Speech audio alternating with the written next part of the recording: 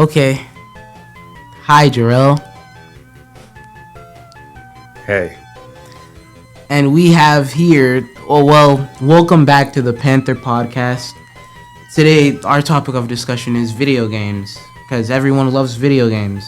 Definitely do. And our special guest today is Mr. Lacewell, who you've probably seen in a podcast before. Yep, that's me. And Therrell, Hey. you want to say something for the audience? Hey. What do you want me to say? Okay. My name is Ibrahim, and I like video games. Now let's like get on to the podcast, I guess. Yeah. So, Therrell, what games did you grow up with? Well, when I was younger, I grew up playing Sega. Like when I was in the Sega and I think PlayStation 3 when I was like first grade and younger. I grew up playing those games. Well, those consoles. With Sega, they have like over like 100, 200 some games on there. Yeah, they hold a lot of copyright. Yeah, it was a lot of games. So I played all of those. And on PlayStation, I played like an old GTA game. Don't remember which one. I know I played San Andreas. I played a Need for Speed game. And it was a couple other games. I can't think of it from the top of my head, but yeah. What about you? Well, I grew up on... Well, my first console was the Wii, and then I got a 3DS. Oh, yeah, I forgot. I had the Wii and a DS, too. I wasn't thinking about that. Uh-huh. Keep going. And when I got the Wii, I got really into Zelda because my aunt got me The Legend of Zelda: Tale of the Wind Waker. That was my first, and it's probably my favorite Zelda game. And then I also grew up on Sonic for the Sonic game on the 3DS, Sonic Rush. I like that one a lot. But I grew up on like Sega and Nintendo and stuff, so I guess that's why I still like Nintendo to this day. I also played a lot of Pokemon. I got Pokemon X and Y, I think it was. What about you, Mr. Lacewell? Oh, y'all are making me feel extremely old when y'all saying the first console and first games you got was PlayStation 3. Oh my God, I was playing those little. You guys know about those little games where you had to plug it into the TV and it's just a Joy-Con? Yeah, I know. Yeah, I started out playing on those with Pac-Man, and I think one of the first systems I had was a Game Boy Advance. Yeah, Game Boy Advance.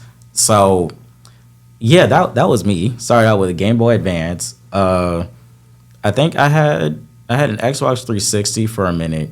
But it was mainly Game Boy Advance, Nintendo DS, like all the versions of Nintendo DS except for the 2DS, because I was honestly just a little stupid to make that. But from there, went and eventually got my own. We got the PlayStation 4. That was the first console I think I bought myself. And now I am currently on an Xbox Series S. So. I remember I'm really interested in like the Game Boy era in general, like the games that came out during that time, and like I wanted a Game Boy Color, but Nintendo just did, like the only game I wanted for the Game Boy Color was Link's Awakening because I heard it was really good, but they just remade it for the Switch, so yeah, and leave it to Nintendo to make a new console that has no value. Okay. I kind of like the Switch I got. I never played on the Game Boy. I've heard of it. One of I think it's my uncle, he has one, or at least he used to have one. I currently play on PS5. I play on the Nintendo Switch sometimes. It's like from time to time. Ever since I got the PS5, I just don't be on the Switch no more. I still have to buy a PS5. What about genres of games? I could say my favorite would probably be RPGs or Zelda any RPG type game. I like turn-based RPGs. I'm a huge Persona fan. I like Persona a lot. Mm-hmm. I've played like most of the Final Fantasy games, and I like Pokemon. I think my favorite is probably Sun and Moon.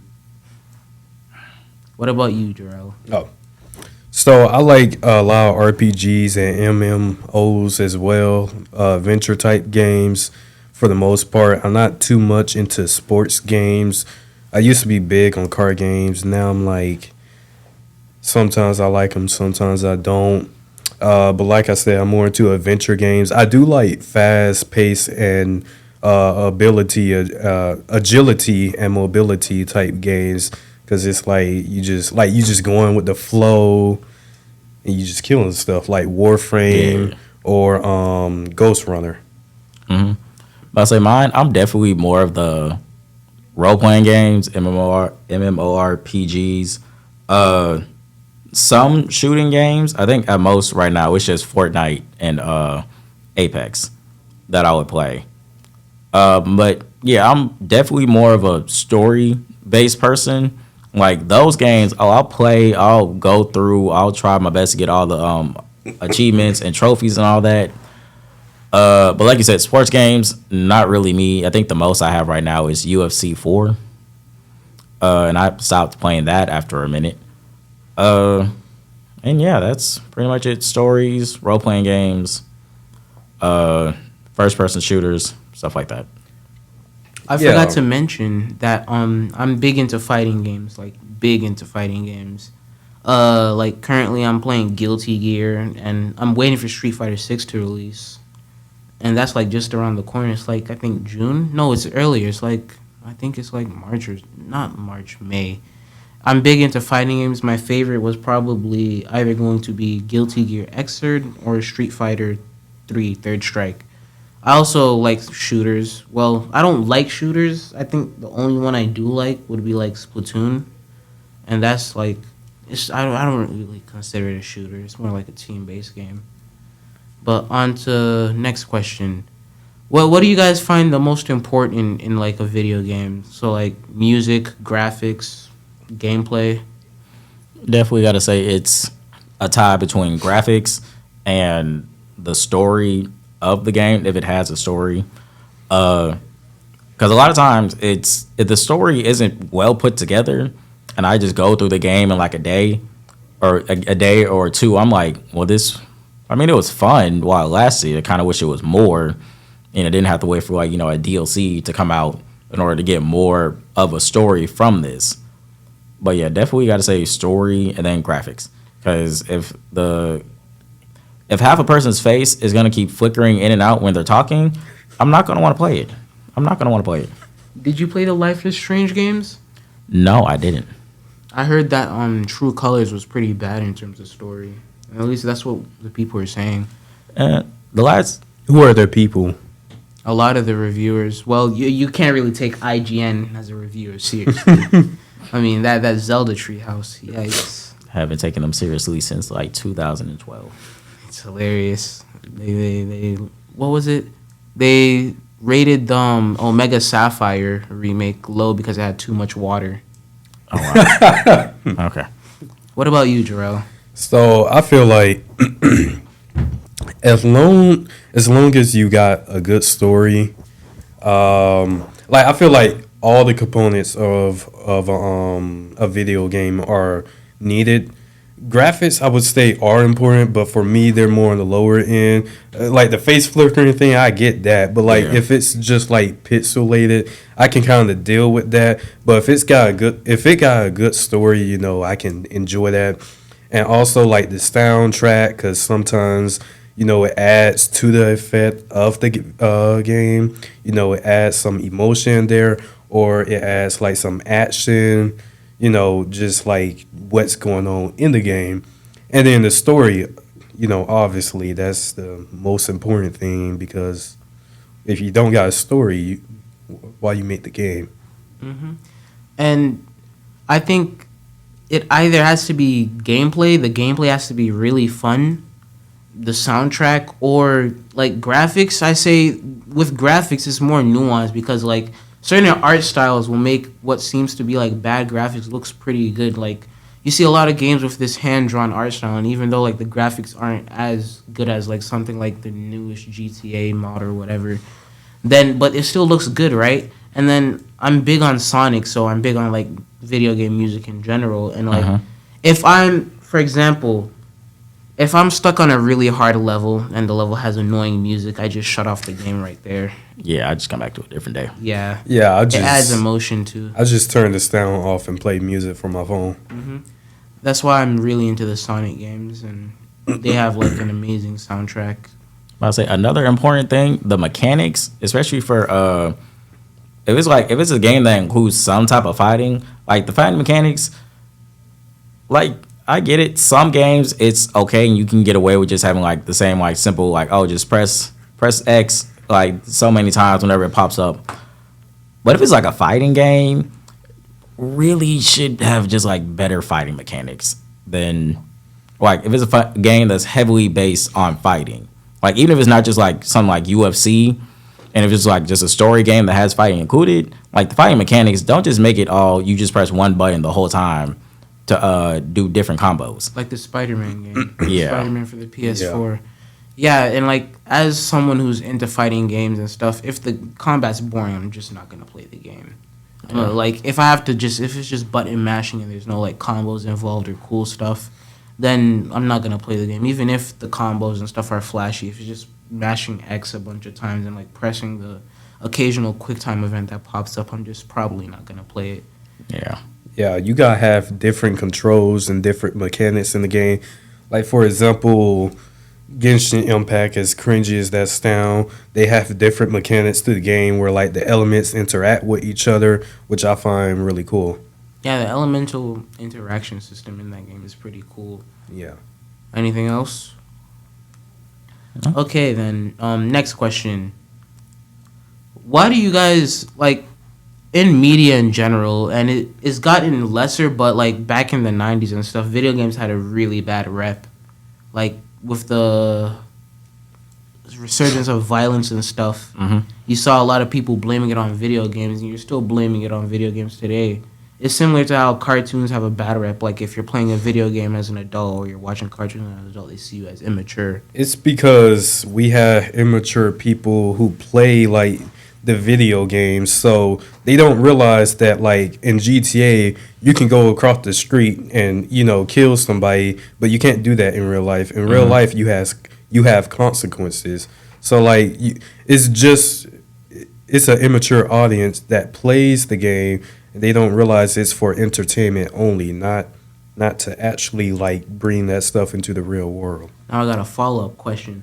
Do you think it's the game developers' responsibility for them, or like how the marketing team does it to where, because you see a bunch of little kids playing GTA and stuff like that, you think it's partly it falls onto the development team and the marketing team as to why the game ends up in these kids' hands? No, that's fully the parents' responsibilities. They should be able to watch their kids and be like, because on GTA you can go to a strip club and you can see some stuff, and like kids on GTA, when I be playing GTA, they be at the strip club, seeing some stuff, and it's like, where are your parents at? The parents should be monitoring their kids and making sure they aren't, playing inappropriate games or games that are not for them.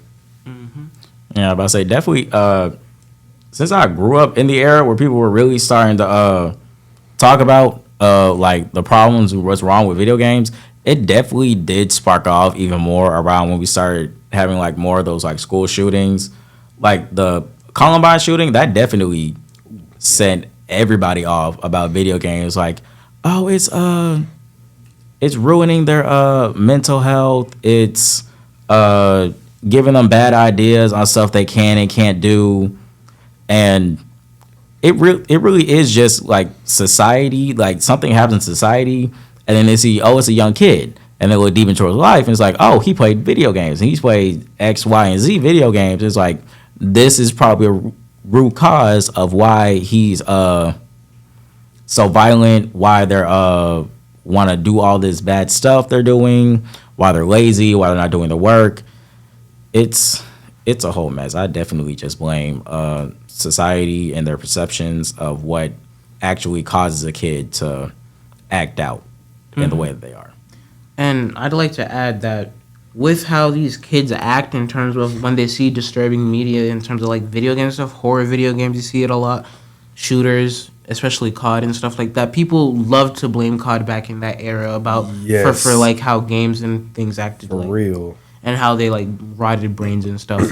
But it also falls like heavily onto the parents' fault to like you shouldn't have a little kid. You can't have little Timmy like he's like 10 years old playing COD and in the lobby just going cursing and Oh just yeah, going the ham, old Xbox lobbies. just screaming Yeah. the hard R everywhere. You can't have that. But like there's games that are marketed towards children. Pokemon being a prime example. It's the largest franchise in the world, and it has a huge audience of little kids. But instead of getting him that, you get him GTA or like COD and stuff. Yeah, and then like with Pokemon, they actually changed it because back then they used to be called Pocket Monsters, and they, like in the manga they was very violent and aggressive. So they changed it so now it's more It's kid way more based kid friendly. friendly. Yeah, Yeah. I read the manga recently. Can we pause this for a second? I gotta make a phone call. So, like we were saying, video games and bad rep, and how I felt that it fell onto the parents a lot, and like the marketing team, and how there's a bunch of other viable options to pick for your children. You have Pokemon, like majority of Nintendo's games are for kids. Besides, I'd say like a few Zelda games and like stuff. But besides that, you can't always root the cause of children and violence and the way they think and their thinking process to video games because that's not the only media in their life that's influencing them. Yeah. It Which definitely yeah. I would definitely say parents definitely play a bigger role into it because at this point you should know your kids and a lot of time it's from a parent's either lack of attention to their child or how they treat their child in general, which causes them to act out like they do. So definitely feel like it's more on them because everyone already knows what the games are about. Because you see it in the commercials, you see it when you read about it online, all that. It's really just falls more so on the parents and then the kid themselves. Because they should know that, hey, this is something I can't do in society on his own, so I shouldn't be trying to, imitate. And I fully agree. Like, I forgot what you just said. You said something I was about to touch on, but yeah, the parents they need to like watch their kids and just like monitor what they're doing. Make sure and like if there is a bad game, let's say for example the dad plays the game, he should like put it somewhere else where little Timmy can't get to it, so he can't like sneak and play the game on his own. Yeah. And also, a lot of consoles now have parental controls on them. Oh yeah. So True. Yup. even if it's just downloaded on the thing, he could set it for like if it's on his profile, just don't tell him your pin to get on yours, and then you're good. It's a little extra step, but it's another way to prevent it if you really are afraid. Okay, let's bounce back to the genre question. What's your guys' least favorite genre? Probably sports. I'm Or- just not into sports games that much. It's a tie between sports and shooters. I don't find shooters fun, unless they're movement based. Like Doom, I found fun because Yeah, Doom was Doom fun. and like Warframe, because Warframe's also very movement. I never based. tried Warframe, but Oh, I like Ultra Kill a lot. Ultra Kill is yeah. Ultra Kill is really I like good. that too. Uh-huh. Only shooter I really play, like I said before, was Splatoon. That's like team based. I used to sweat that game. Lord. Mine definitely would have to be horror, and just because I'm not a horror or like scary movie person in general, so I don't want to play the game and just be afraid when I'm supposed to be having fun. So no, I don't find none of that enjoyable. So like when I used to play horror games, I would I'd be too scared to go through the game, so I would like walk and then I would stop. And then I'd be like, okay, I really want to play this game. I would go back to playing it, and then I would stop.